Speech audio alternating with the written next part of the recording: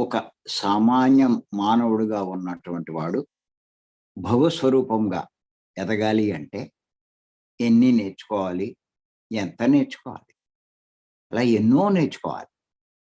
ఆ నేర్చుకునే వాటినే పాఠాలు అంటారు. ఆ స్థితికి ఎదగాలి అంటే పూర్ణంగా నేర్చుకోవాలి. మన పత్రి గారు చెప్పారు. అలా పూర్ణంగా నేర్చుకోవాలి అంటే సుమారు 4, 500 జన్మలు పడుతుందండి. అలా ప్రతి జన్మలో కొన్ని పాఠాలు నేర్చుకుంటూ ఉంటాం. అంచేత ప్రతి ఒక్కరూ పాఠాలు నేర్చుకోవడం అన్నది తప్పనిసరి. మరి ఎలా నేర్చుకుంటాం పాఠాలు? ఈ పాఠాలు 2 రకాలుగా నేర్చుకుంటాం. ఒకటి అనుభవం ద్వారా నేర్చుకునేది. 2 వినడం ద్వారా నేర్చుకునేది.